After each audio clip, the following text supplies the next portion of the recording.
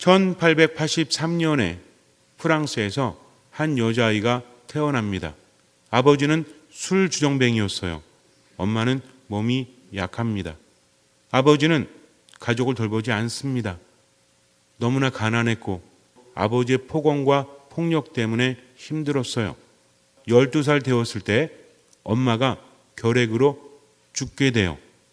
아이는 더 이상 집에서 살지 못하고 수녀원에 들어와서 살게 됩니다. 수녀님들은 아이가 측은해서 여러 가지로 잘 이끌어 주었어요. 그때 당시에는 여자들이 할 일이 별로 없습니다. 그래서 아이에게 바느질을 알려주고 옷을 수선하는 것을 알려줍니다. 열심히 배웠어요. 그러다가 18살 되던 해에 수녀원을 나오게 됩니다. 더 이상 키울 수가 없었죠.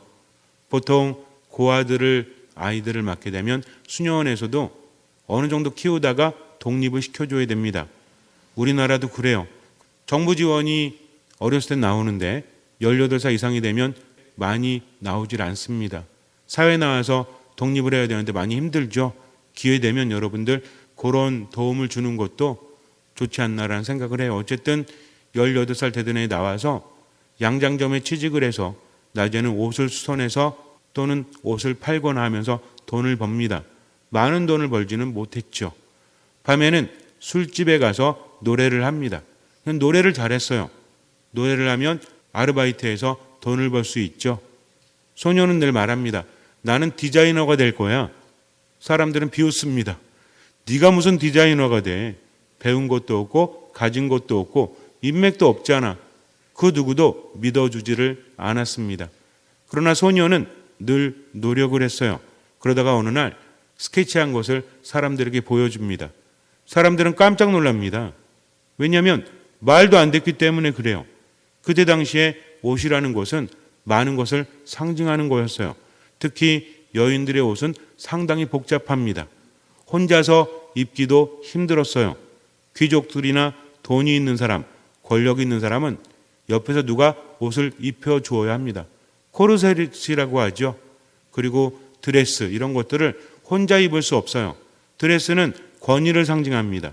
드레스는 많은 걸 상징하죠. 그래서 옛날에 보면 여인들의 어떤 위치라든지 여인들의 부라든지 명예라든지 이런 것들을 나타내는 것이 옷이 있죠. 그리고 뭐가 있었는지 아세요? 머리. 그래서 머리 막 이렇게 위로 막 세우잖아요. 이런 것도 아무나 할 수 있는 것이 아니었다고 합니다. 그런 것들을 통해서 여성들은 자신의 많은 것들을 내보였다는 거죠. 하지만 이 아이가 디자인한 거는 이게 무슨 옷이냐 할 정도로 그런 품위가 없었어요. 심지어는 바지가 있습니다. 여자들은 바지 입는 것을 상상도 하지 못하던 시대였어요. 그리고 짧은 스커트가 있습니다. 미친 거죠. 이걸 누가 입고 다녀? 단순히 여러분들이 생각하는 어떻게 짧은 치마 이런 개념이 아니라 옷이라는 것은 자신의 권위를 나타내는 거예요. 근데 이건 무슨 천조가리 가지고 조금 가리고 있으니 어때요? 권위가 없는 거죠. 경박한 거죠. 이거를 어떻게 사람들이 입을까? 비웃었습니다. 역시 배움이 짧으니 이런 것뿐이 못 만드는구나. 그러나 아이는 말합니다. 아닙니다. 내가 세상을 바꿀 것입니다. 이제 여자들도 멋과 그리고 편함을 추구해야 됩니다. 하면서 그렇게 계속 디자인을 해나갑니다. 화려하지도 않습니다. 흰색과 검은색이 대부분이었어요. 왜냐하면 왜 그랬을까요? 어디서 자랐어요? 수녀원에서. 본 게 몇 분이 없어? 수녀님 수도복들, 까맣거나 하얗거나 단순한 색들. 하지만 당시에는 화려한 것으로 꾸미는 그런 시대였는데 이게 가당키나 합니까? 그 누구도 성공할 거라고 생각하지 않았어요. 하지만 획기적인 성공을 이룹니다. 그 누구도 상상하지 못했죠. 그저 어린아이가 배우지 못한 아이가 꾸는 꿈이라고 생각을 했지만 그렇지 않았습니다. 선풍적인 인기를 끌게 돼요. 많은 여인들이 그 옷을 찾게 됩니다. 엄청난 성공을 이뤄요. 그 여인의 이름은 가브리엘 샤넬입니다. 여러분도 아마 들어보셨는지 모르겠지만 물론 샤넬의 인생에 있어서 여러 가지 논란점이 있죠. 세계대전 할 때 무슨 스파이였다 이런 얘기도 있지만 제가 말씀드리고 싶은 건 그게 아니에요. 그 누구도 알 수 없었다는 거죠. 우린 결과적으로 알고 있습니다. 어떤 사람이 어려움 속에서도 그것을 이겨내고 훌륭한 사람이 되었다? 이건 과거 이야기죠. 하지만 그때 당시에 알아본 사람이 누가 있었을까요? 물론 있을 수도 있습니다. 하지만 대부분의 사람들이 그렇게 생각하지 못했던 거죠. 그렇게 생각하지 않았던 걸까요? 그렇게 생각하지 못했던 걸까요? 샤넬, 가브리엘을 무시한 걸까요? 아니면 그럴 수밖에 없었던 걸까요? 우리는 영화를 보거나 드라마를 보거나 소설을 볼 때 누구 편이에요? 주인공 편입니다. 그래서 적대자들이나 방해하는 사람들, 지지해주지 않는 사람들에 대해서 반감을 갖죠. 하지만 현실로 돌아와 보세요. 우리가 그때 당시에 있었다면 가브리엘, 샤넬이 정말 훌륭한 디자이너가 될 거라고 상상이나 했겠습니까? 별로 내세울 게 없잖아요. 불우하죠? 엄마도 빨리 죽죠? 수녀님들이 키웁니다. 고아였단 얘기죠. 이런 아이가 배움도 없는데 어떻게 성공할 수 있겠습니까? 투자하라면 하겠어요? 절대로 하지 않죠. 하지만 결과적으로 그렇게 되었다는 겁니다. 아이는 세상이 굴하지 않았죠. 어려움이 없었겠습니까? 그렇지 않았다는 거죠. 왜 그랬는지는 아무도 알 수 없어요. 하느님께 매달리면서 열심히 살았기 때문인지 무엇 때문인지는 모릅니다. 제가 말씀드리고 싶은 것은 가브리엘, 샤넬이 주인공이 아니에요. 사람들이 왜 그렇게 했을까? 예수님께서는 우리에게 많은 말씀을 하십니다. 너무나 자연스럽게 자주 들리다 보니까 우리는 너무나 편안하게 받아들이고 있지만 결국 예수님께서는 뭐라고 하시죠? 모든 것을 내려놓아라. 그리고 나 자신마저 버려라. 그리고 어떻게 해라? 나를 따라라. 이게 신앙입니다. 우리는 신앙 그러면 열심히 기도하고 열심히 성당에 나오고 하느님께 간절히 바라고 그것을 얻는 것? 이렇게 생각할지 몰라요. 그러나 신앙은 그게 아닙니다. 예수님 분명히 말씀하세요. 모든 것을 버려라. 쇠술은 쇠부대에 담아야 되기 때문에 네 것을 다 버리지 않으면 안 된다. 심지어는 어떻게 해라? 죽어라. 그래야만 살 것이다. 그리고 나를 따라라. 결단을 요구하십니다. 하지만 우리는요. 그것에 대해서 깊이 생각하지 않아요. 고개는 끄떡입니다. 그러나 너무나 당연하게 받아들이고 있다는 거죠. 세상을 살다 보면 나이가 들면 들수록 세상을 편히 살려고 하죠. 나쁜 게 아닙니다. 당연히 그런 거죠. 우리 뇌 메커니즘도 그렇다라고 하잖아요. 어떤 것을 볼 때 이미 알고 있는 것에 대해서는 그닥 집중하지 않는다고 합니다. 친한 친구랑 같이 가다가 야, 너 이거 옷 샀어? 그랬더니 저한테 말하기를 석 달 전에 샀는데 신학생 때였는데 늘 보는 친구기 때문에 몰랐던 거죠. 근데 어느 날 갑자기 옷이 눈에 들어오는 거예요. 석 달 전에 샀대요. 매일 봤거든요. 근데 몰랐다는 거죠. 왜 그랬을까요? 대충 보니까. 이게 인간입니다. 어쩔 수 없어요. 여러분들은 가족들을 대충 봅니까? 자세히 봅니까? 이거는 대충 본다고 해도 뭐 잘못된 거 아닙니다. 인간은 그래요. 이미 알고 있는 정보에 대해서는 대충 볼 수밖에 없죠. 왜? 너무나 많은 것들을 받아들여야 되니까. 아침에 일어나가지고 가족들을 보면서 얼굴 생김새를 보고 내 남편이 맞군, 내 아내가 맞군, 내 자식이 맞군. 목소리 들을 때마다 변조한 거 아니야? 이렇게 생각하지 않습니다. 너무 당연하게 받아들이는 거죠. 왜냐하면 할 게 너무 많아요. 우리 뇌가 CPU라고 하죠. 많은 것들을 받아들여야 됩니다. 분석해야 됩니다. 저장해야 됩니다. 내보내야 됩니다. 얼마나 할 게 많아요? 그래서 대부분 뭐라고 한대요? 어떤 것들이 기억에 들어왔을 때 해마라는 부분이 있어서 여기에서 단기 기억으로 지워버리거나 아니면 장기 기억으로 올린다고 하죠. 어떤 기억들이 올라간대요? 강렬한 기억들. 갑자기 깜짝 놀라거나 이런 거 있잖아요. 여러분들 예를 들어가지고 성당 밖에 나가 누가 빨개 벗고 있어. 그럼 이거 잊혀질까요? 왜 안 잊혀지죠? 좋아서? 아니죠. 충격적이니까. 뇌는 이걸 충격적으로 받아들이는 거죠. 또 하나 뭡니까? 반복하는 거. 뇌는 그렇게 받아들인다는 거죠. 근데 문제는 뭐냐면 해마에서는 자꾸 지우려고 그런대요. 왜 지우려고 그러냐면 새로운 기억들을 받아들여야 되잖아요. 방금 전의 기억들이 별로 중요하지 않으면 지우려고 한다. 즉 뇌는 기억하려고 한다 아니면 지우려고 한다? 지우려고 한다. 중요한 거 외에는 지워야 됩니다. 얼마나 많은 시각적 정보가 있어요. 얼마나 많은 청각적 정보가 있습니까? 그러다 보니까 편한 것에 대해서는 생각하지 않으려고 합니다. 여기서 뭐가 생겨요? 고정관념이 생기고 선입견이 생기고 편견이 생긴다는 거죠. 너무나 골치 아프기 싫은 거예요. 있는 그대로 받아들입니다. 이게 나아가면 어떻게 되는지 아세요? 어디 가서도 생긴 걸 보니까 고집이 세겠구만. 최 씨야. 야, 머리도 곱슬이야. 장난 아니네. 이렇게 되는 겁니다. 우리는 상대방에 대해서 파악하길 좋아하죠. 왜? 골치 아프기 싫으니까. 요새 뭐라고? MBTI 뭐예요?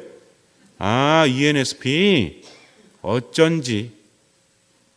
이게 편해서 그런 거예요.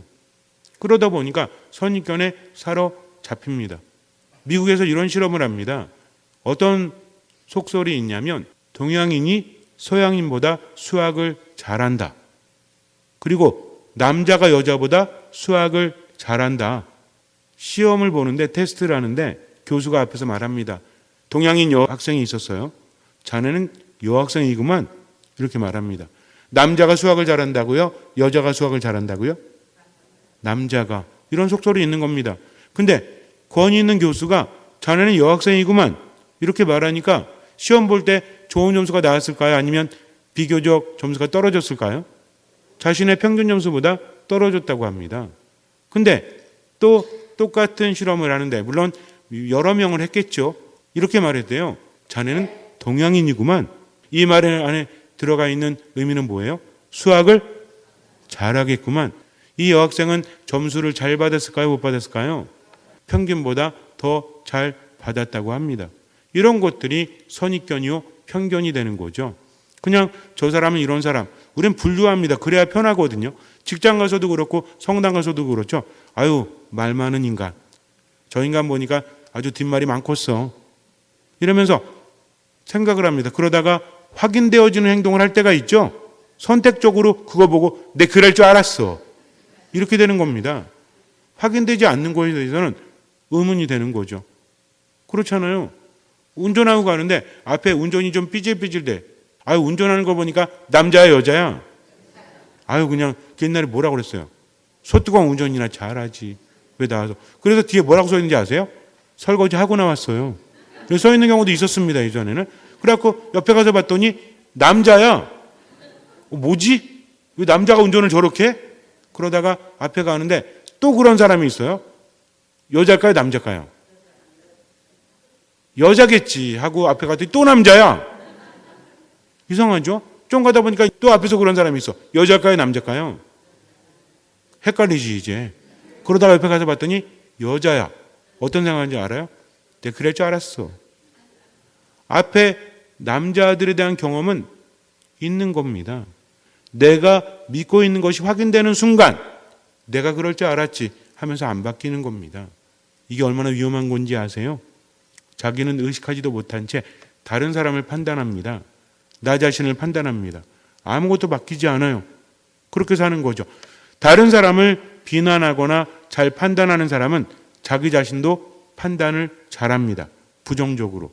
그러니까 바뀌지 않고 전문용어로 뭐예요? 이 모양 이 꼴로 살아가는 거죠. 그래서 예수님께서는 모든 것을 내려놓으라고 하십니다. 이스라엘의 첫 번째 왕이 누구였죠? 사울이었죠. 그러다가 사울이 하나님 마음에 들지 않으니까 두 번째 왕을 세우려고 예언자 사무엘을 보냅니다. 기름 부어서 왕으로 세우라는 거죠. 이사야라는 사람이 있는데 그의 아들 중에서 왕을 뽑겠다라고 합니다. 그래서 갔죠. 아들들을 보니까 잘생겼어. 누가 봐도 왕감이야. 저 아들인가? 하느님 말씀하십니다. 아니야. 두 번째를 봅니다. 저 아들인가? 아니야. 묻습니다. 아들이 또 없습니까? 있긴 있어요. 막내가 있는데 지금 양치로 나갔습니다. 아버지도 설마 막내가? 이렇게 생각을 했던 겁니다. 자식을 누가 가장 잘 알아요? 부모님이 가장 잘 알죠. 아니에요? 근데 자신이 없으세요, 이렇게. 부모가 가장 잘 알지. 근데 아버지가 생각할 때도 내 아들 중에는 얘는 아닌 것 같아. 그러나 인간은 겉모습을 보지만 하느님은 마음을 본다. 다윗이 왔더니 바로 이 아이다 라고 말씀하십니다. 아주 어렵거든요. 누가 봐도 얘는 아니거든요. 아버지가 봐도 아니었죠. 그러나 하느님께서는 그 아이를 선택하십니다. 예수님께서 세상에 오셨을 때 그분을 알아보지 못한, 알아보지 않는 사람들이 있습니다.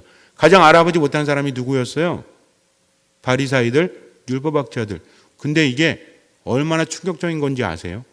하느님 안에 머물고 율법을 연구하고 성경을 묵상하고 많은 헌금을 하면서 제사를 지내면서 기도도 많이 하고 단식했던 사람들이 바리사이들입니다. 율법을 엄청나게 잘 지켰거든요. 재산의 많은 부분을 봉헌합니다. 우리가 욕할 수 있는 사람들이 아니에요. 율법학자는 정말 열심히 율법을 연구하고 사람들을 가르쳤어요. 근데 그들은 예수님을 알아보지 못합니다. 왜 그랬을까요? 하느님께서 주신 것을 제대로 실천하지 않아서? 아니죠. 하느님을 잃어버렸기 때문에 그래요. 떠나지 못하기 때문에 그래요. 거기 머물렀기 때문에 그래요. 자기화시켰다는 거죠. 하느님의 말씀을 들으면서도 누굴 내세운 거예요? 자신도 알지 못한 채 선입견 편견에 빠져서 우리와 너를 나누게 됩니다. 편견에 빠진 사람들의 특징 중에 하나가 그거예요. 내가 중요하고요. 그 다음 우리가 중요해. 적대감이 많습니다. 너 내 편이야? 아니면 제 편이야? 그러면서 뭘 형성하죠? 세력을 형성합니다. 그리고 우리 편이 아닌 사람들에 대해서는 가차없이 적대감을 갖죠. 이렇게 되는 거예요. 그게 편하잖아요. 세상은 편하게 살아야 돼요? 아니면 불편은 아니고 안 편하게 살아야 돼요? 세상은 안 편하게 살아야 돼요. 편하게 그냥 내가 판단한 대로 따라갔다가는 아까 뭐라고 했죠? 그 모양 그 꼴로 살 수밖에 없어요. 왜? 하느님을 잃어버리기 때문입니다. 예수님조차 알아보지 못하죠. 어떤 일이 펼쳐지나 보세요. 태생소경이 있습니다. 예수님이 그를 치유해 주셨죠. 대단한 일입니다. 여태까지 그 누구도 그런 일을 할 수 없었어요. 문제가 생깁니다. 어떤 문제예요? 하필이면 안식일에 그를 고쳐주셨죠. 바리사이들이 논쟁합니다. 그들에게 있어서 중요한 게 뭐예요? 아니 왜 하필이면 안식일에 사람을 고쳐줘? 안식일이 왜 중요하죠? 안식일에는 쉬라고 하셨기 때문에. 누가? 하느님께서. 율법에 있는 내용이기 때문에 그래요. 율법이 왜 중요하죠? 하느님께로부터 왔기 때문에 그래요. 그러면 태생소경을 눈뜨게 하는 건 누구께로부터 온 기적이죠? 이것도 하느님께로부터 온 기적이죠. 이걸 그들은 고민은 합니다. 야, 안식일 어기는 사람이 무슨 예언자야. 야, 태생소경을 고쳤어. 하느님께로부터 온 사람이 아니라면 어떻게 이런 일을 해? 그들은 논쟁을 합니다. 하지만 기울어진 논쟁이었죠. 뭘 찾으려고? 예수님이 메시아가 아니라는 증거를 찾으려고. 예수님이 예언자가 아닌 증거를 찾으려고. 우리 그럴 때 있잖아요. 이거 맞아? 라고 물어볼 때 의도가 있어요, 없어요? 안 맞아. 내가 그럴 줄 알았어. 맞아. 그러면 진짜 잘 찾아봐. 자기가 원하는 답이 나올 때까지 찾는 거지. 의도가 있는 겁니다. 그들 역시 마찬가지였어요. 하느님께서 원하시는 거는 하느님 안에 머물고 그분의 말씀을 따르기를 원했는데 그들은 율법조차도 하느님께로부터 받은 것이라고 하면서 자기들 것으로 만듭니다. 의식하지 못한 채. 그러면서 적대감을 가지고 살아가는 거죠. 이렇게 되면 안 돼요. 누구도 알아보지 못해요. 하느님도 알아보지 못해요. 태어날 때부터 소경이었던 사람은 예수님 만나서 기적을 체험합니다. 그리고 선생님에서 뭐로 바뀌죠? 주님 믿습니다 라고 예수님 만나고 나서 바뀌어요. 그분이 누구십니까? 알려주십시오. 너와 말하고 있는 내가 바로 그다 그랬더니 이 소경이 처음에는 선생님 그러다가 뭐로 바뀌어요? 주님 믿습니다 라고 바뀝니다. 근데 바리사이들은 어떻게 하죠? 그 얘기를 듣고 소경을 부르죠. 지들끼리 싸우다가 그 사람을 불러서 이야기합니다. 그러면 당신이 볼 때는 그 사람이 어떤 사람이요? 소경은 예수님의 기적을 체험한 사람이죠. 제 생각에 그분은 예언자십니다. 그랬더니 바리사이들이 뭐래요? 아 그렇구나. 체험한 사람이 그렇게 말하니까 그럴듯하네. 그래요? 야 너는 태중 죄인이면서 우리를 가르치려고 들어? 이렇게 말합니다. 이거 뭐예요? 적대감이지. 지들이 원한 지들이면 안 되죠. 자기들이 원한 대답이 안 나온 거예요. 화가 나는 겁니다. 그러면서 그 사람을 뭐로 몰아가요? 태중 죄인으로 몰아가는 거죠. 네 주제에 누굴 가르치려고 들어. 우리 화가 날 때 억지 쓰는 거랑 똑같은 거죠. 그래서 그를 떠나보냅니다. 그는 예수님 만나서 그분을 주님으로 받아들이게 되죠. 그 다음에 논쟁이 나와요. 우리가 장님이란 말입니까? 차라리 장님이었으면 나았지. 예수님과의 갈등이 또 시작이 됩니다. 그들이 결국은 어떤 마음을 품어요? 죽여버려야지. 그래서 예수님을 죽음으로 몰고 가는 겁니다. 이거예요. 우리도 사소한 거지만 생각해 봐야 합니다. 그럼 어떻게 바뀔 수 있을까요? 어떻게 바뀔 수 있죠? 바뀌기가 쉽지 않죠. 그러나 주님은 말씀하십니다. 내 말을 들어라. 어떤 마음? 듣는 마음. 여러분들이 주일 미사 나오셔가지고 듣는 마음이 없다면 그냥 한번 미사하고 끝나는 겁니다. 미사는 뭡니까? 가슴을 두드리죠? 왜 두드려요? 아우, 속이 그냥 안 좋아. 아우, 이렇게 내려가라고? 제 탓이요, 제 탓이요, 제 탓이요. 제 생각과 제 말과 행동이. 저녁 기도할 때도 마찬가지잖아요. 생각과 말과 행동으로 지은 죄에 대해서 다시 한번 묵상해 보는 거죠. 그러면서 어떻게 해요? 묵상하는 겁니다. 묵상을 하다 보면 어떻게 돼요? 깊어져요. 편견을 알게 돼요. 그 다음부터는 바뀝니다. 실제로요, 밖에 있는 사람들도 뭐 하라고 그래요? 생각 많이 하라고 그러죠? 생각 많이 하다 보면 뭐가 발달한다? 전전두엽이 발달한대요. 그러면 그 사람은 인내심이 생기고 막 이렇게 된다고 하죠. 근데 우리는 굳이 전전두엽 생각 안 해도 돼요. 누구 생각하면 돼? 하느님 생각하면 돼요. 내가 하느님 안에 머물지 못하니까 뭐가 없다? 평화가 없구나. 기쁨이 없구나. 듣는 마음으로 살아가야 되겠다. 오늘 내가 잘못한 게 무엇인가 하면서 묵상하는 겁니다. 미사 때도 마찬가지죠. 그냥 와서 빨리 미사 시간 때우고 집에 왔다 갔다 시계추와 같은 신앙이 아니라 하느님, 저는 죄인입니다. 이게 자기 비하가 아닙니다. 죄인이기 때문에 여러분들 가끔 그런 분들이 있어요. 성당은 맨날 죄인이라고 하면서 자기 비하만 시킨다? 아닙니다. 죄가 뭐죠? 죄는 뭡니까? 하느님 안에 머물지 못하게 하는 것.